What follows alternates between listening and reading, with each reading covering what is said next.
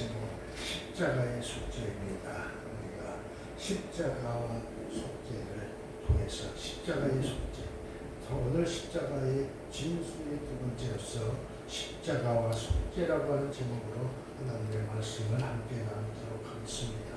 속죄라고 하는 것은 무엇인가? 속죄는 바로 죄를 해결하다, 죄를 없애다라고 하는 뜻을 가지고 있습니다.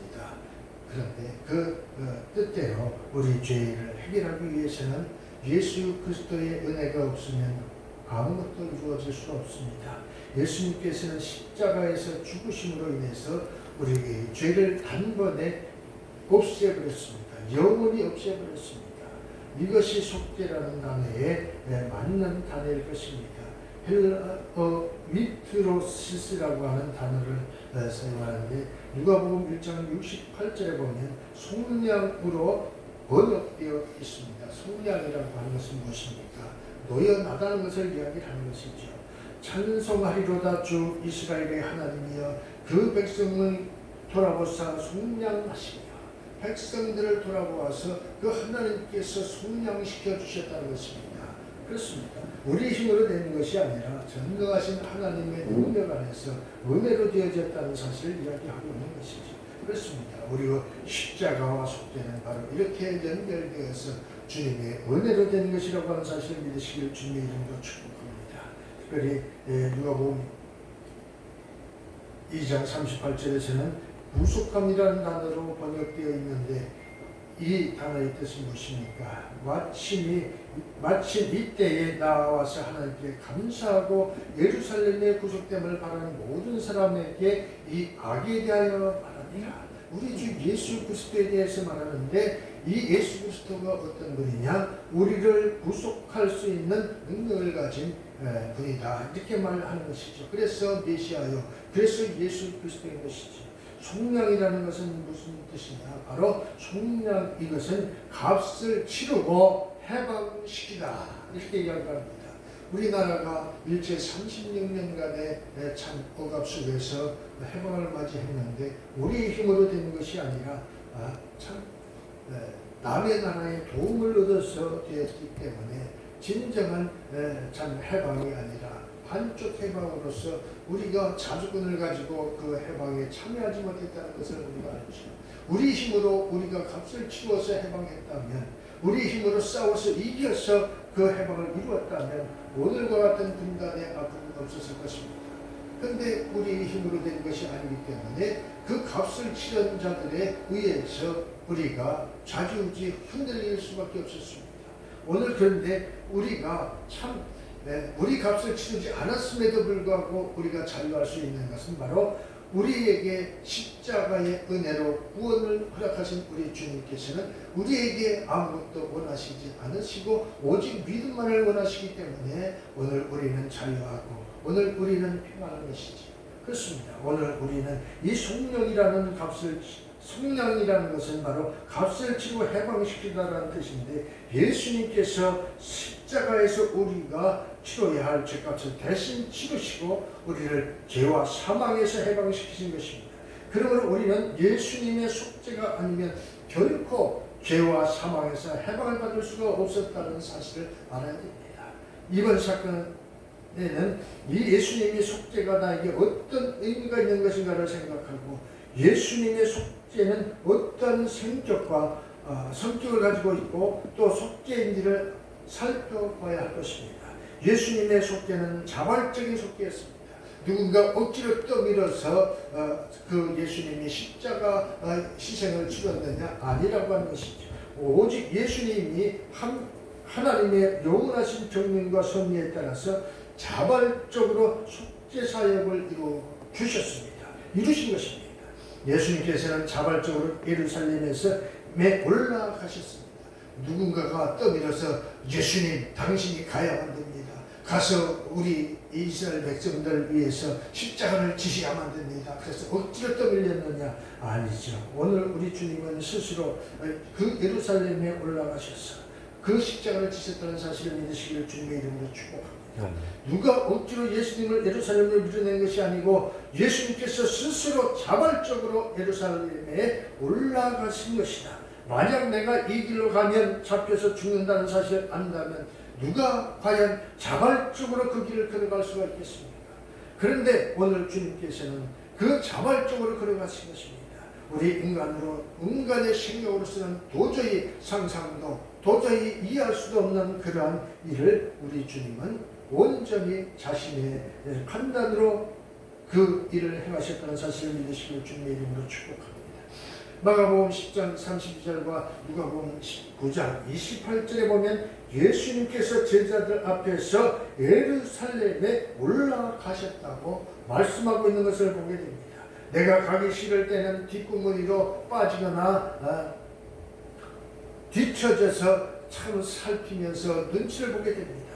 그러나 예수님은 그러한 뒤로 빠지거나 뒤처지지 아니하고 앞장서서 올라가셨다는 것을 우리는 알아야 되는 것이죠. 예수님은 예루살렘에 올라가실 때 제자들 앞에 서서 올라가셨습니다. 마가복음 10장 32절에 예루살렘으로 올라가는 길에 예수께서 제자들 앞에 서서 가시는데 저희가 놀라고 쫓는 자들은 두려워하더라. 많은 사람들이 참 아니 우리 주님이 지금 최후 만찬을 통해서 자신이 예루살렘에 올라가서 십자가에 달려 죽어야 된다고 말씀하시면서 어떻게 저렇게 당당하게 앞서가실 수가 있을까? 그 십자가 고통을 짊어지고 죽느니 차라리 도망가거나 차라리 참 모른 척하고 뒤로 빠지는 것이 나을 텐데 어찌된 일일까 염려 걱정하는 일들도 있었을 것입니다. 그런데 오늘 주님은 그것을 스스로하셨다는 것입니다. 누가복음 19장 28절에서도 예수께서 이 말씀을 하시고 예루살렘을 향하여 앞서 가시다가 앞장서서 앞서 가셨던 것입니다. 집안에 어려운 일이 닥치면 코가 석자가 빠지고 얼굴이 시커멓게 되고 어두워집니다. 말도 안 합니다. 옆에서 누가 노래 부르면 야 이 정신 나간 놈아 집안이 이렇게 참 어려움에 처해 있는데 네가 노래가 나오냐. 자식들이 그런다고 하면 부모들은 이렇게 혼낼 것입니다. 그런데 예수님은 그러지 않았습니다. 먼저 그 환난, 그 어려운 고난의 길을 가면서도 기뻐하며 즐거워하며 찬송하며 갔다고 말씀을 하고 있는 것입니다. 마태복음 23장 26장 30절과 마가복음 14장 26절에 보면 예수님께서는 찬송을 부르시며 찬미하며 감람산으로 나아갑니다. 누가 과연 남을 위하여 십자가를 지고 대신 죽으러 가는데 기뻐하며 즐거워하며 찬송하며 하나님께 영광을 올려드릴 수가 있습니다. 참 우리 주님이 아니면 상상할 수도 없는 그러한 십자가의 은혜가 아닐 수가 없는 것입니다. 마태복음 26장 30절입니다. 이에 저희가 찬미하고 감람산으로 나아갑니다. 마지막 만찬 후에 그 주님께서 제자들에게 발을 씻기고 그들에게 포도주를 나누고 떡을 나누면서 말합니다. 이 피는 내 피요, 이 포도주는 내 피요, 이 떡은 내 몸이라. 너희는 이것을 기념하라. 그러면서 자신이 이후로는 다시는 포도주를 마시지 않을 것이라고 이야기합니다. 그러면서 자신은 십자가에 달려 죽을 것이라고 말합니다. 그러면서 감람산에 올라갑니다.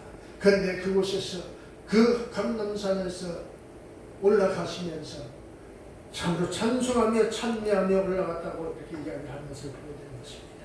오늘 누가 과연 이러한 일을 할 수가 있습니까?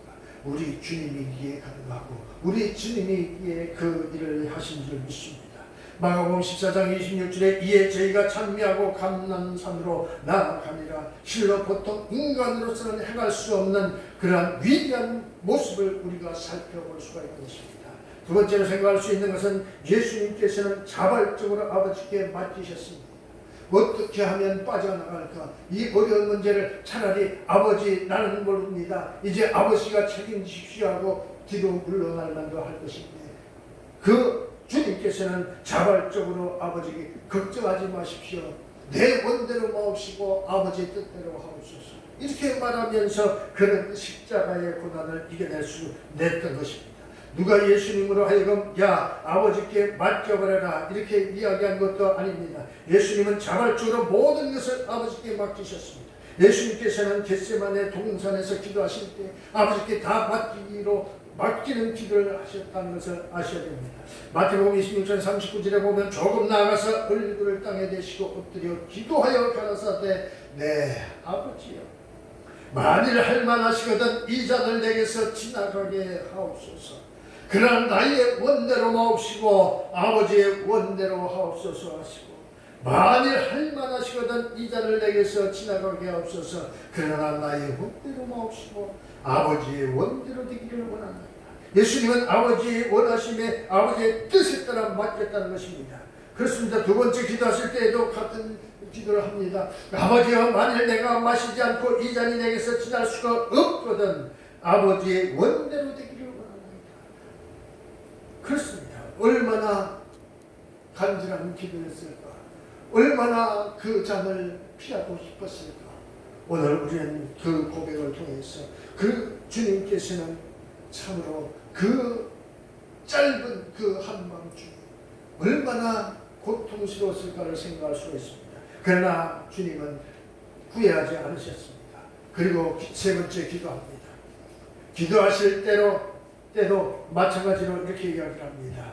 동일한 말씀으로 아버지께 맡기셨고 성경은 이렇게 기록을 하고 있는 것입니다. 세 번째로 예수님께서는 자발적으로 잡히셨습니다. 누가 잡으러 온다고 하면 나는 모른다 뒤로 숨거나 아니면 신분증 검사를 하면 자기 신분을 속이고 아니라고 할 것입니다. 그런데 예수님은 그렇지 않았습니다. 예수님은 마음만 먹으면 12명도 되는 천군 천사를 동원할 수도 있었습니다. 베드로가 말고의 길을 칼로 잘랐습니다. 그때 예수님이 붙여주셨습니다. 누가복음 22장 57절에 보면 예수께서 일러 가라사대 이것까지 참으라 하시고 그 길을 만져 낫게 하시더라. 베드로가 이때까지만 해도 참 예수님을 지극정성 따르면서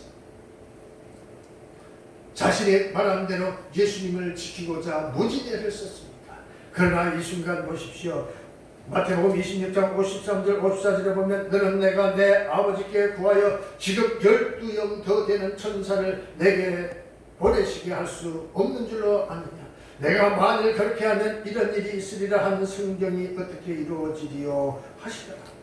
예수님은 하나님의 말씀대로 선지자들이 기록한 성경을 이루고자 이 땅에 오셨고 그것을 위하여 그 십자가 죽음을 택하셨다고 말씀하고 있는 것입니다.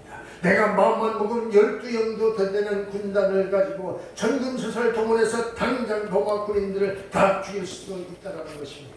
그럼에도 불구하고 내가 만약 이렇게 한다고 하면 하나님의 말씀이 이루어지지 않는다는 것입니다. 하나님의 말씀은 말씀대로 이루어져야 하는 것입니다.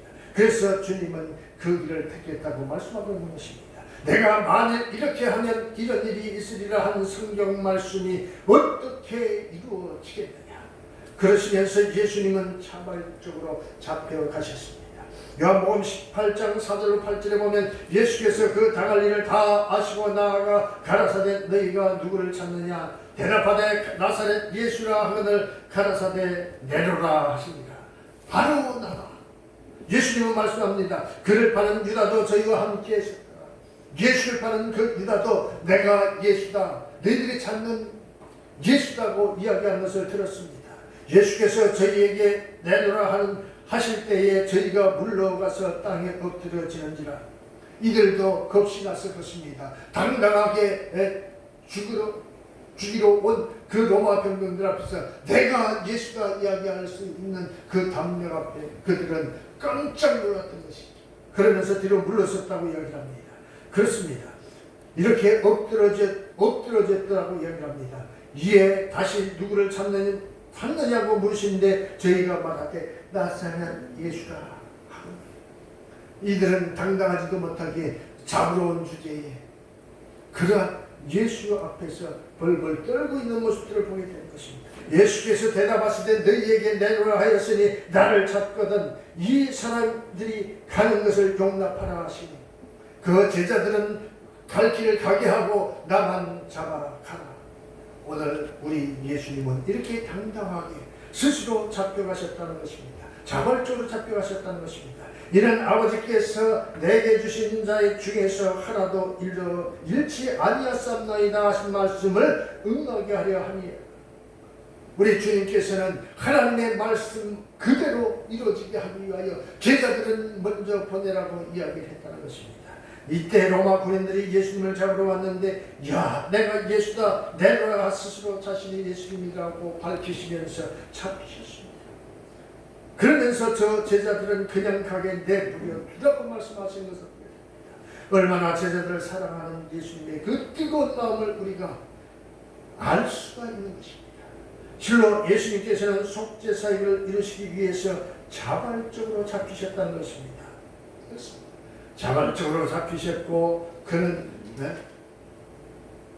예수님의 속죄는 자발적인 속죄였다고 이야기를 하고 있는 것입니다. 그리고 그 예수님은 자발적으로 아버지께 맡기셨다고 말씀을 하고 있습니다. 예수님께서 자발적으로 잡히셨고 또 예수님께서는 자발적으로 목숨을 버리셨습니다. 목숨을 버릴 권도 있고 잡을 권리도 그 주님께서는 있었다고 이야기를 합니다.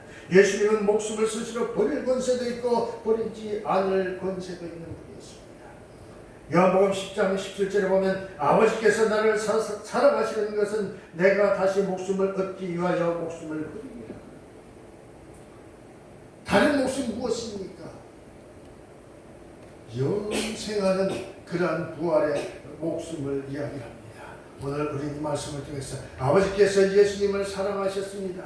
그것은 예수님이 목숨을 버리셨기 때문이라고 요한복음 10장 17절에 말씀하고 있는데 그 이유는 무엇입니까? 18절에 보면 목숨을 예수님에게 빼앗는 것이 아니라 예수님께서 스스로 목숨을 버리셨다고 말씀하고 있는 것입니다.